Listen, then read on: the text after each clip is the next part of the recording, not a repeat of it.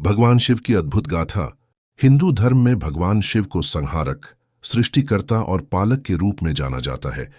वे महादेव के रूप में प्रसिद्ध हैं।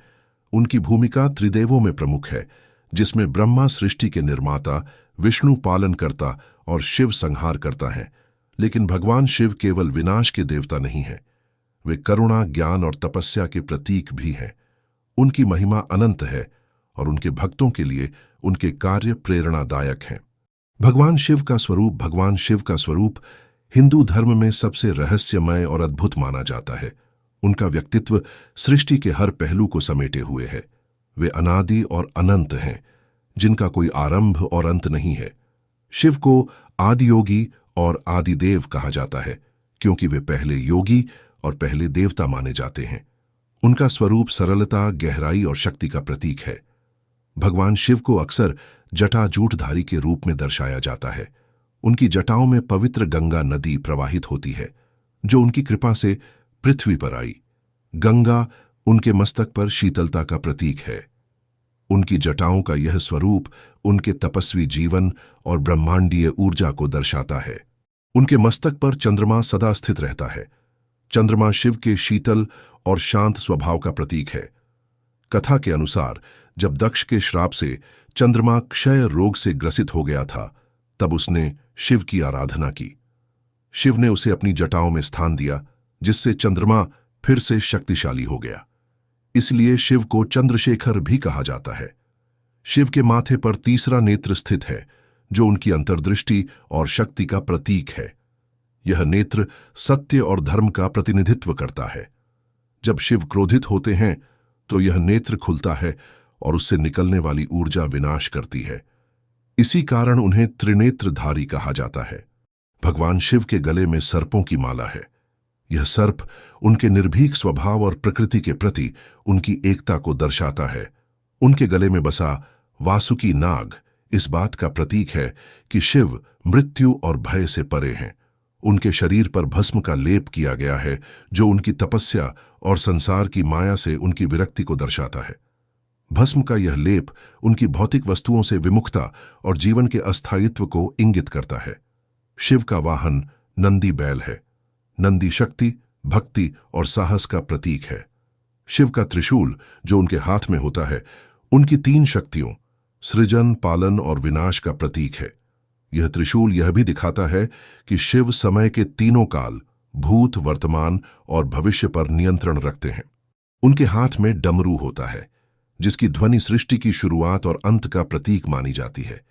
डमरू से निकलने वाली ध्वनि ओम का प्रतीक है, जो पूरे ब्रह्मांड की ध्वनि मानी जाती है। भगवान शिव के स्वरूप में विरोधाभास भी है। वे एक ओर वैरागी हैं, तो दूसरी ओर गृहस्थ जीवन के आदर्श भी। वे भस्मधारी तपस्वी हैं, लेकिन पार्वती और अपने परिवार के साथ प्रेमपूर्ण जीवन भी जीते हैं। उनका यह द्वैत स्वरूप यह सिखाता है कि जीवन में संतुलन होना आवश्यक है। भगवान शिव के स्वरूप को समझना आसान नहीं है। वे प्रकृति के संपूर्ण स्वरूप का प्रतिनिधित्व करते हैं। उनका हर प्रतीक एक गहरी शिक्षा और ब्रह्मांड के रहस्यों को उजागर करता है। उनके इस स्वरूप में सादगी, शक्ति और करुणा का अद्भुत संगम है। अर्थ भगवान शिव का स्वरूप यह संदेश देता है कि हमें माया और मोह से ऊपर उठकर सत्य की ओर बढ़ना चाहिए। उनकी भस्मधारी छवि यह सिखाती है कि हर भौतिक वस्तु नष्ट हो जाती है, लेकिन सत्य और आत्मा अमर रहती है। शिव का यह अद्भुत स्वरूप हमें ज्ञान, भक्ति और वैराग्य का मार्ग दिखाता है। सती और शिव की कथा एक समय की बात है, जब ब्रह्मांड में सती का जन्म हुआ। सती दक्ष प्रजापति की पुत्री थीं। उन्होंने भगवान शिव को अपना पति मानकर घोर तपस्या की। शिव उनकी तपस्या से प्रसन्न हुए और दोनों का विवाह संपन्न हुआ। परंतु यह विवाह दक्ष प्रजापति को स्वीकार नहीं था। दक्ष ने यज्ञ का आयोजन किया और भगवान शिव को आमंत्रित नहीं किया। सती ने जब यह देखा कि उनके पति का अपमान हुआ है, तो उन्होंने क्रोधित होकर यज्ञ अग्नि में अपने प्राण त्याग दिए। सती के इस बलिदान से शिव ने तांडव नृत्य किया। इस क्रोध से पूरा ब्रह्मांड कांप उठा। शिव ने यज्ञ का विनाश कर दिया और सती के शरीर को लेकर ब्रह्मांड की परिक्रमा करने लगे। भगवान विष्णु ने अपने सुदर्शन चक्र से सती के शरीर को 51 भागों में विभाजित कर दिया। इन भागों के स्थान पर शक्तिपीठों की स्थापना हुई। पार्वती का जन्म और भगवान शिव से विवाह। सती के आत्मदाह के बाद भगवान शिव गहरे शोक में चले गए। वे कैलाश पर्वत पर एकांतवास करने लगे और ध्यान में लीन हो गए। इस घटना के बाद ब्रह्मांड में असुरों का आतंक बढ़ने लगा और देवताओं को शिव के सक्रिय होने की आवश्यकता महसूस हुई। इस समय आदिशक्ति ने यह निश्चय किया कि वे शिव के जीवन में पुनः प्रवेश करेंगी। उन्होंने हिमालय के घर में पार्वती के रूप में जन्म लिया। पार्वती का जन्म पार्वती हिमालय, पर्वतराज और उनकी पत्नी मैना की पुत्री थीं। उनके जन्म के समय संपूर्ण प्रकृति ने उत्सव मनाया। उन्हें देवी आदिशक्ति का अवतार माना गया। पार्वती बचपन से ही दिव्यता और सौंदर्य का प्रतीक थीं। जैसे जैसे वे बड़ी हुईं, उनके भीतर भगवान शिव के प्रति एक अद्भुत आकर्षण उत्पन्न हुआ। पार्वती ने अपनी माता से सुना था कि वे पिछले जन्म में सती थीं और भगवान शिव उनकी आत्मा के साथी हैं। उन्होंने निश्चय किया कि वे शिव को अपने पति के रूप में प्राप्त करेंगी। पार्वती का प्रयास पार्वती को यह झांक था कि भगवान शिव सती के आत्मदाह के बाद संसार से विमुख हो गए हैं। वे गहरे ध्यान में लीन हैं और किसी के संपर्क में नहीं आते। फिर भी पार्वती ने शिव के पास जाकर उनकी सेवा करने का निश्चय किया। पार्वती ने कैलाश पर्वत पर जाकर शिव की तपस्या और उनकी दिनचर्या में सहायता करनी शुरू की। वे शिव को फूल अर्पित करतीं, उनकी पूजा करतीं और उनके ध्यान के लिए शांत वातावरण बनातीं। लेकिन शिव, जो संसार की माया से परे थे, पार्वती को अनदेखा करते रहे। देवताओं ने पार्वती की सहायता करने का निर्णय लिया। वे जानते थे कि शिव और पार्वती का मिलन केवल प्रेम की नहीं बल्कि ब्रह्मांड की भलाई के लिए आवश्यक है। पार्वती की तपस्या। जब भगवान शिव ने पार्वती के प्रेम और सेवा को स्वीकार नहीं किया तो पार्वती ने कठोर तपस्या करने का निर्णय लिया। उनकी तपस्या इतनी कठिन थी कि देवता और आशी भी आश्चर्यचकित हो गए। पार्वती ने घोर तपस्या शुरू की, जिसमें उन्होंने केवल वायु और पत्तों पर जीवित रहकर भगवान शिव को प्रसन्न करने का प्रयास किया। उनकी तपस्या के प्रभाव से प्रकृति में हलचल होने लगी। यह तपस्या ब्रह्मांड को स्थिरता प्रदान करने के लिए आवश्यक थी। कामदेव का प्रयास और विनाश। इसी बीच देवताओं ने शिव का ध्यान भंग करने के लिए कामदेव को भेजा। कामदेव ने अपने प्रेम के बाण से शिव को विचलित करने का प्रयास किया, लेकिन शिव, जो तपस्या में लीन थे, ने अपनी तीसरी आंख खोली और कामदेव को भस्म कर दिया। यह घटना पार्वती की परीक्षा थी, लेकिन पार्वती ने हार नहीं मानी। उन्होंने अपनी तपस्या जारी रखी और शिव को यह प्रमाणित कर दिया कि उनका प्रेम सच्चा और शुद्ध है।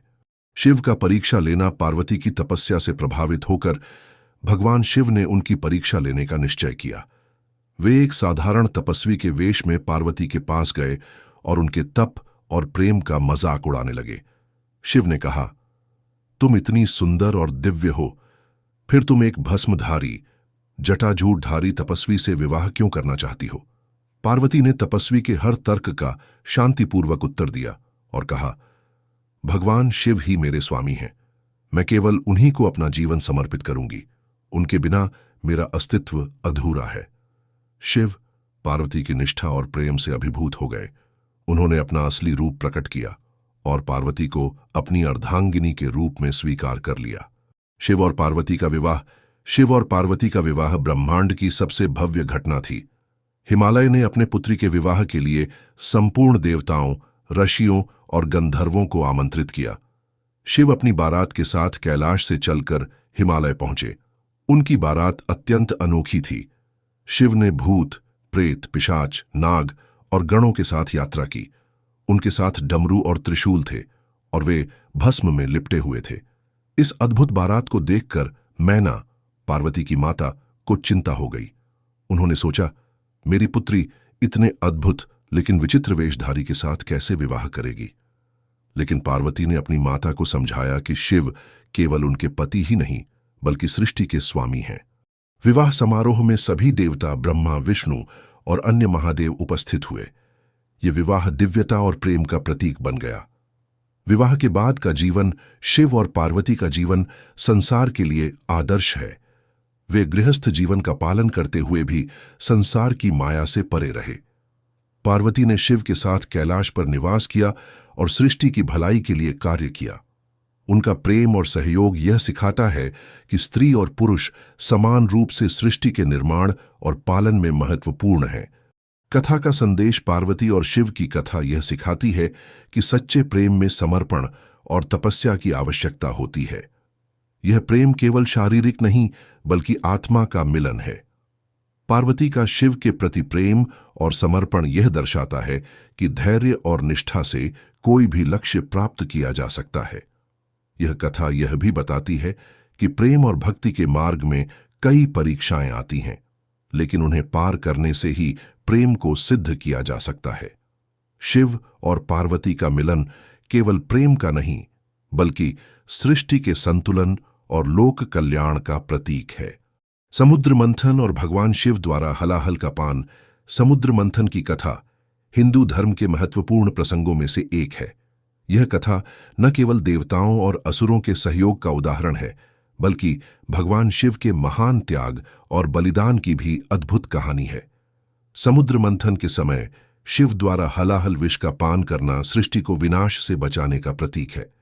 समुद्र मंथन का कारण एक बार महर्षि दुर्वासा ने इंद्र को एक दिव्य पुष्पमाला भेंट की। इंद्र ने उस माला का अनादर करते हुए उसे अपने हाथी ऐरावत के मस्तक पर डाल दिया। ऐरावत ने माला को पैरों तले रौंद दिया। यह देख महर्षि दुर्वासा क्रोधित हो गए और उन्होंने इंद्र को श्राप दिया कि उनका ऐश्वर्य और शक्ति समाप्त हो जाएगी। दुर्वासा के श्राप के प्रभाव से देवता दुर्बल हो गए। असुरों ने इस स्थिति का लाभ उठाकर स्वर्ग पर आक्रमण कर दिया। असुरों से हारने के बाद देवता भगवान विष्णु के पास सहायता के लिए गए। विष्णु ने उन्हें समुद्र मंथन करने का सुझाव दिया, जिससे अमृत प्रकट होगा और देवताओं को शक्ति पुनः प्राप्त होगी। समुद्र मंथन का आयोजन भगवान विष्णु ने कहा कि अमृत को प्राप्त करने के लिए देवताओं को असुरों के साथ मिलकर क्षीर सागर का मंथन करना होगा। इस कार्य के लिए मंदराचल पर्वत को मथनी और वासुकी नाग को रस्सी के रूप में उपयोग किया गया। देवता और असुर दोनों ने मिलकर समुद्र मंथन शुरू किया। हलाहल विष का प्रकट होना। समुद्र मंथन के दौरान कई अद्भुत वस्तुएं और रत्न निकले, लेकिन सबसे पहले हलाहल नामक विष प्रकट हुआ। यह विष इतना जहरीला था कि उसकी गर्मी और तीव्रता से सृष्टि का विनाश होने लगा।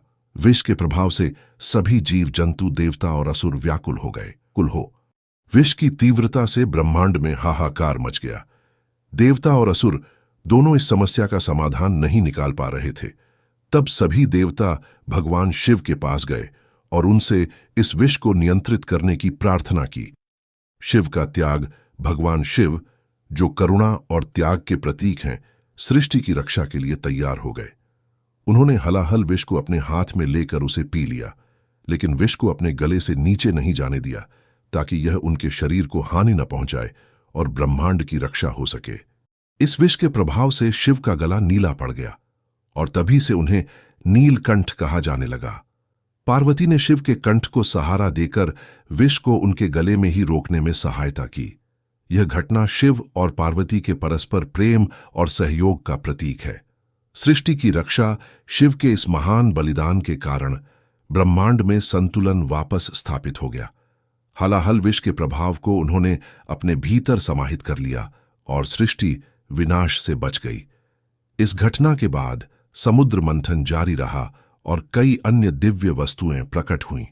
कथा का संदेश समुद्र मंथन और हलाहल विष का पान यह सिखाता है कि जब कोई बड़ी समस्या आती है तो त्याग और बलिदान ही उसका समाधान हो सकता है। भगवान शिव का यह कृत्य निस्वार्थता, करुणा और सृष्टि के प्रति उनकी जिम्मेदारी को दर्शाता है। यह कथा यह भी बताती है कि समस्या चाहे कितनी भी बड़ी हो, सही मार्गदर्शन और त्याग से उसका समाधान संभव है। शिव का नीलकंठ स्वरूप हमें सिखाता है कि विषमताओं को अपने भीतर समाहित करके भी संसार के लिए अमृतमय जीवन प्रदान किया जा सकता है। समुद्र मंथन की अन्य वस्तुएं। हलाहल विष के बाद समुद्र मंथन से लक्ष्मी जी, कामधेनु गाय, कल्पवृक्ष, ऐरावत हाथी, धन्वंतरी और अंत में अमृत कलश प्रकट हुआ। देवताओं ने अमृत प्राप्त कर अपनी शक्ति पुनः प्राप्त की और सृष्टि का संतुलन फिर से स्थापित हुआ। शिव की महिमा। भगवान शिव का यह त्याग हमें यह समझाता है कि वे न केवल सृष्टि के संहारक हैं बल्कि उसके रक्षक भी हैं। उनकी करुणा और दया संपूर्ण ब्रह्मांड के कल्याण के लिए है, इसीलिए उन्हें महादेव कहा जाता है। भगवान शिव का रुद्र रूप और त्रिपुरासुर वध। भगवान शिव का रुद्र रूप शक्ति, संहार और दुष्टों के विनाश का प्रतीक है। यह स्वरूप दर्शाता है कि जब अधर्म और अन्याय अपनी चरम सीमा पर पहुंच जाते हैं तो शिव अपने रौद्र रूप में अवतरित होते हैं और सृष्टि को संतुलन में लाते हैं। त्रिपुरासुर वध की कथा भगवान शिव के इसी रौद्र रूप और उनके संहारक स्वभाव को प्रदर्शित करती है। त्रिपुरासुर कौन थे? त्रिपुरासुर 3 शक्तिशाली असुर भाइयों तारकाक्ष, कमलाक्ष और विद्युन्माली को सामूहिक रूप से कहा जाता है। ये तीनों महर्षि मय के पुत्र थे और ब्रह्मा जी के परम भक्त थे। तीनों भाइयों ने कठोर तपस्या कर ब्रह्मा जी को प्रसन्न किया। जब ब्रह्मा प्रकट हुए तो उन्होंने वरदान मांगा कि वे 3 अद्भुत नगरों त्रिपुर में निवास करेंगे। ये नगर स्वर्ण, रजत और लोह से निर्मित होंगे और आकाश में विचरण करेंगे। उन्होंने यह भी वरदान मांगा कि उन्हें केवल कोई ऐसा व्यक्ति मार सके जो तीनों नगरों को एक ही बाण से नष्ट कर सके। ब्रह्मा जी ने उन्हें यह वरदान दे दिया। महर्षि मय ने उनके लिए स्वर्ण, रजत और लोह से बने अद्भुत नगर तैयार किए, जो हर 1000 वर्षों में एक बार एक ही स्थान पर आते थे। त्रिपुरासुर का आतंक वरदान के प्रभाव से त्रिपुरासुर शक्तिशाली और अजेय हो गए। उन्होंने देवताओं और अर्षियों को पराजित करना शुरू कर दिया। उनका अत्याचार इतना बढ़ गया कि उन्होंने धर्म और सत्य के मार्ग को नष्ट करने का प्रयास किया। त्रिपुरासुर ने अपनी शक्ति का उपयोग अधर्म को बढ़ावा देने और सृष्टि को अराजकता में डालने के लिए किया। उनका आतंक देखकर देवता भगवान विष्णु के पास गए, लेकिन भगवान विष्णु ने कहा कि केवल भगवान शिव ही त्रिपुरासुर का वध कर सकते हैं। भगवान शिव का रौद्र रूप देवताओं ने भगवान शिव से त्रिपुरासुर के वध की प्रार्थना की। शिव ने देवताओं की प्रार्थना स्वीकार की और त्रिपुरासुर का अंत करने का निश्चय किया। त्रिपुरासुर के 3 नगर एक साथ आकाश में विचरण करते थे और केवल 1000 वर्षों में एक बार एक ही स्थान पर आते थे। यह स्थिति शिव के लिए उचित अवसर थी।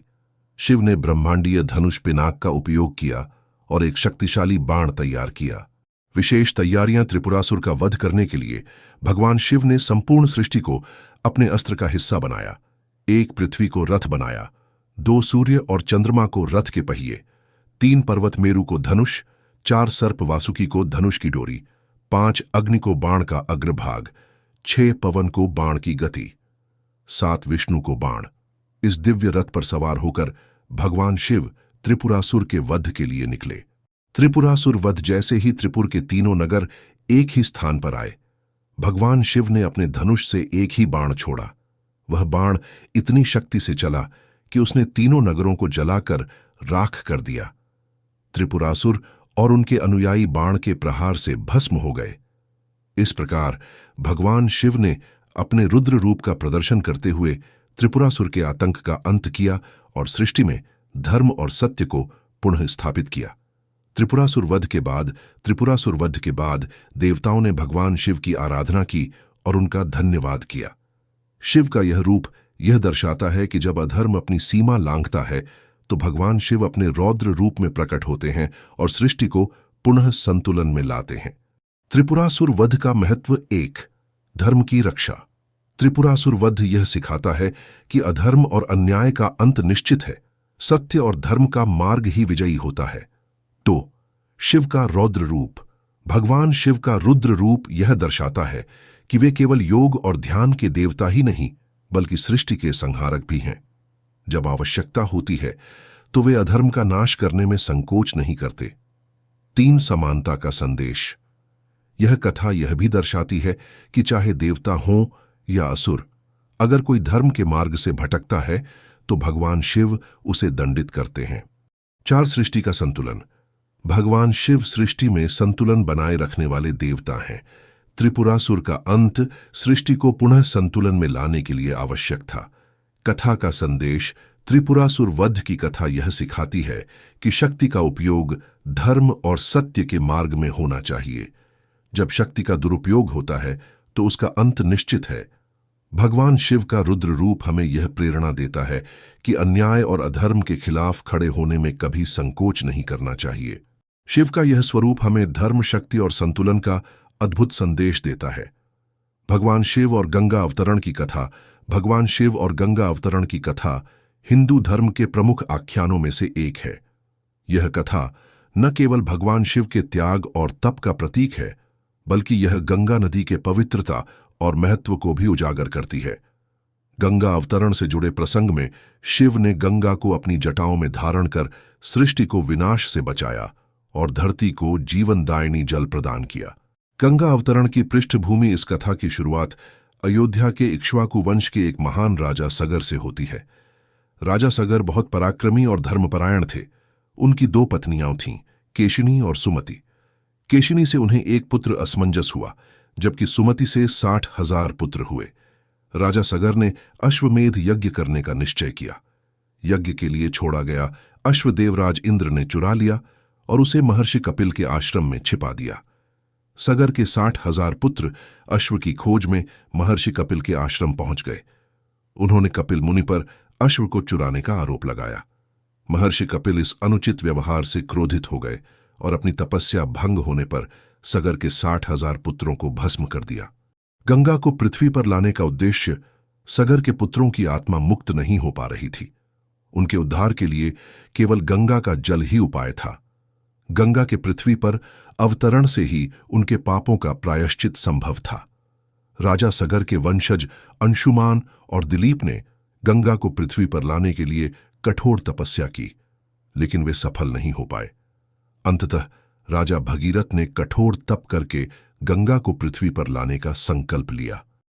भगीरथ की तपस्या राजा भगीरथ ने गंगा को पृथ्वी पर लाने के लिए वर्षों तक भगवान ब्रह्मा की कठोर तपस्या की।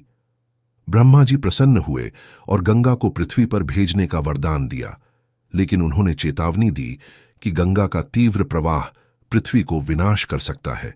इसलिए गंगा के प्रवाह को नियंत्रित करने के लिए भगवान शिव की सहायता लेनी होगी।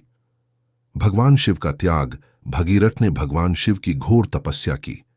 शिव जी उनकी तपस्या से प्रसन्न हुए और गंगा के प्रवाह को अपनी जटाओं में धारण करने का वचन दिया। जब गंगा का अवतरण हुआ तो उसने अहंकारवश अपने वेग से पृथ्वी को बहा ले जाने का प्रयास किया, लेकिन भगवान शिव ने अपनी जटाओं में गंगा के पूरे प्रवाह को बांध लिया और उसे बाहर निकलने का मार्ग नहीं दिया। गंगा ने अपनी भूल स्वीकार की और भगवान शिव से क्षमा मांगी। इसके बाद शिव ने अपनी जटाओं से गंगा की धारा को धीरे धीरे मुक्त किया, जिससे वह शांत होकर पृथ्वी पर प्रवाहित हुई।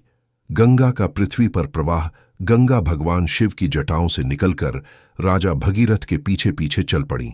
वे पवित्र और निर्मल जल लेकर सगर के पुत्रों की भस्म तक पहुंची और उन्हें मोक्ष प्रदान किया। गंगा को पृथ्वी पर अवतरित करने के कारण राजा भगीरथ का नाम अमर हो गया।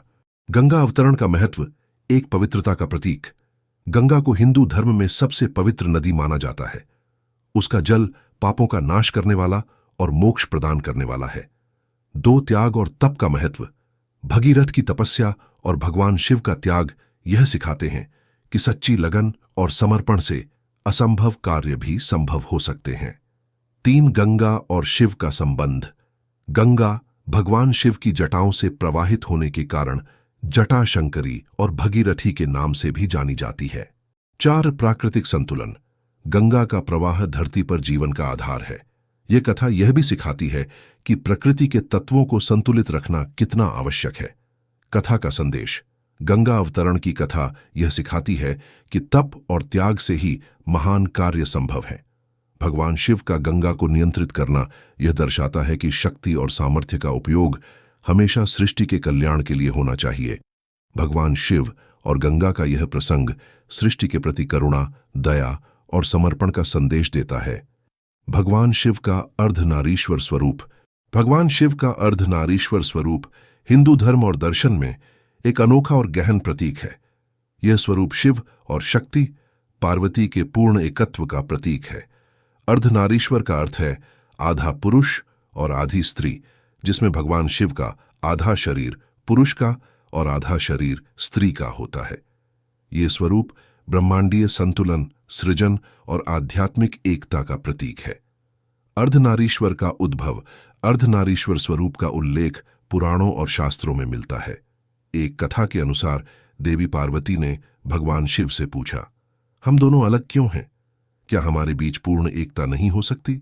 पार्वती के इस प्रश्न का उत्तर देने के लिए भगवान शिव ने अर्धनारीश्वर स्वरूप धारण किया। इस स्वरूप ने यह दर्शाया कि शिव और शक्ति अलग नहीं हैं, बल्कि एक ही चेतना के दो पहलू हैं। शक्ति के बिना शिव केवल एक शव, निष्क्रिय है, और शिव के बिना शक्ति दिशाहीन है। अर्धनारीश्वर का प्रतीकात्मक महत्व, एक पुरुष और प्रकृति का संतुलन। अर्धनारीश्वर का स्वरूप यह दर्शाता है कि पुरुष शिव और प्रकृति शक्ति एक दूसरे के बिना अधूरे हैं। यह स्वरूप सृजन, पालन और संहार के लिए दोनों के संयुक्त योगदान को इंगित करता है। 2. स्त्री और पुरुष की समानता। अर्धनारीश्वर यह संदेश देता है कि स्त्री और पुरुष दोनों समान हैं। दोनों के बीच किसी भी प्रकार की हीनता या श्रेष्ठता का भाव नहीं होना चाहिए। यह स्वरूप स्त्री और पुरुष की शक्तियों के सामंजस्य को दर्शाता है। 3. सृजन का प्रतीक। शिव पुरुष तत्व और शक्ति स्त्री तत्व के मिलन से सृष्टि का निर्माण होता है। अर्धनारीश्वर यह दर्शाता है कि सृष्टि में सृजन के लिए दोनों का योगदान आवश्यक है। 4. आध्यात्मिक संदेश। अर्धनारीश्वर यह सिखाता है कि हर व्यक्ति के भीतर स्त्री और पुरुष दोनों तत्व विद्यमान होते हैं। जब ये दोनों तत्व संतुलित होते हैं तो व्यक्ति पूर्णता और आध्यात्मिक जागरूकता प्राप्त करता है। अर्धनारीश्वर की विशेषताएं। 1. आधा शरीर शिव का आधा भाग पुरुषत्व, स्थिरता, योग और तपस्या का प्रतीक है। यह भाग सादगी, अनुशासन और ब्रह्मांडीय चेतना का प्रतिनिधित्व करता है। 2. आधा शरीर पार्वती का आधा भाग सौंदर्य, ममता, सृजन और ऊर्जा का प्रतीक है। यह भाग करुणा, प्रेम और जीवन के प्रवाह को दर्शाता है। 3. शिव के गले में सर्प शिव के भाग में सर्प उनके वैराग्य और मृत्यु से परे होने का प्रतीक है। 4. पार्वती के भाग में आभूषण पार्वती के भाग में आभूषण और सौंदर्य, सृजन और प्रेम का प्रतीक है। 5. त्रिशूल और कमल शिव के हाथ में त्रिशूल संहार का प्रतीक है, जबकि पार्वती के हाथ में कमल सृजन और जीवन का प्रतीक है। अर्धनारीश्वर का दर्शन। अर्धनारीश्वर स्वरूप हिंदू दर्शन में अद्वैत, एकत्व का प्रतीक है। यह स्वरूप यह सिखाता है कि ब्रह्मांड में सभी द्वैत जैसे दिन रात, सुख दुख, पुरुष स्त्री वास्तव में एक ही परम सत्ता के अलग अलग रूप हैं। शिव और शक्ति का यह स्वरूप यह भी दर्शाता है कि जीवन में संतुलन होना अत्यंत आवश्यक है। केवल पुरुषत्व या केवल स्त्रीत्व से जीवन अधूरा है। जब दोनों मिलते हैं तभी पूर्णता प्राप्त होती है। कथा का महत्व। अर्धनारीश्वर की कथा यह सिखाती है कि हमें अपने भीतर स्त्री और पुरुष दोनों तत्वों को स्वीकार करना चाहिए। यह स्वरूप यह संदेश देता है कि सच्ची शक्ति तभी प्राप्त होती है जब दोनों तत्व एक साथ मिलकर कार्य करें। यह कथा सामाजिक संदेश भी देती है कि स्त्री और पुरुष दोनों समान रूप से महत्वपूर्ण हैं। दोनों के बिना सृष्टि का संचालन संभव नहीं है। कथा का संदेश एक संतुलन का महत्व। जीवन में संतुलन आवश्यक है, चाहे वह पुरुष और स्त्री का संबंध हो, प्रकृति और मानव का हो, या भौतिक और आध्यात्मिक जीवन का। 2. समानता का संदेश। अर्धनारीश्वर यह सिखाता है कि स्त्री और पुरुष एक दूसरे के पूरक हैं, न कि प्रतिस्पर्धी। 3. आध्यात्मिक उन्नति। जब व्यक्ति अपने भीतर के स्त्री और पुरुष तत्वों को संतुलित करता है तो वह आत्मज्ञान और ब्रह्मांडीय चेतना की ओर बढ़ता है। अंत में भगवान शिव का अर्धनारीश्वर स्वरूप केवल एक धार्मिक प्रतीक नहीं है, बल्कि जीवन के गहन रहस्यों को समझने का माध्यम है। यह स्वरूप हमें सिखाता है कि सृजन, संतुलन और समानता ही जीवन का आधार है। शिव तांडव स्तोत्र। भगवान शिव का तांडव नृत्य उनके क्रोध और आनंद का प्रतीक है। रावण ने भगवान शिव की स्तुति में शिव तांडव स्तोत्र की रचना की। इस स्तोत्र में शिव की महिमा का वर्णन किया गया है और यह भक्तों के लिए बहुत प्रिय है। भगवान शिव के प्रमुख रूप। 1. महाकाल। उज्जैन में स्थित शिव का यह रूप समय के स्वामी के रूप में पूजित है। 2. विरूपाक्ष। यह रूप कर्नाटक में प्रमुख है। 3. सदाशिव। यह शिव का शांत और सौम्य रूप है। 4. अर्धनारीश्वर। शिव और शक्ति का संयुक्त रूप, जो यह दर्शाता है कि सृष्टि में स्त्री और पुरुष समान रूप से महत्वपूर्ण हैं। शिव और उनका संदेश। भगवान शिव केवल विनाशक नहीं हैं, वे सृजन, ज्ञान और मोक्ष के प्रतीक हैं।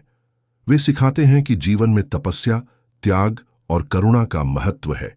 उनका हर कार्य हमें सादगी और सत्य के मार्ग पर चलने के लिए प्रेरित करता है। यह कथा भगवान शिव के चरित्र और उनकी दिव्यता को प्रकट करती है। शिव की महिमा अनंत है और उनके भक्तों के लिए उनका प्रत्येक कार्य प्रेरणादायक है। भगवान शिव का स्मरण करते हुए हमें यह समझने की आवश्यकता है कि वे केवल देवता नहीं बल्कि हमारे मार्गदर्शक भी हैं। धन्यवाद दोस्तों, आपने हमारे साथ भक्तिविद अंक पर समय बिताया, इसके लिए हम आपके आभारी हैं। अगर आपको हमारा वीडियो पसंद आया हो तो इसे लाइक करें, अपने दोस्तों और परिवार के साथ शेयर करें और चैनल को सब्सक्राइब करना न भूलें। साथ ही बेल आइकन दबाएं ताकि आपको हमारे नए वीडियो की सूचना सबसे पहले मिले। अपनी राय और सुझाव कमेंट सेक्शन में जरूर साझा करें, क्योंकि आपका सहयोग ही हमारी प्रेरणा है। अगले वीडियो में फिर मिलते हैं भक्ति और आध्यात्मिकता की एक नई यात्रा के साथ। हर हर महादेव।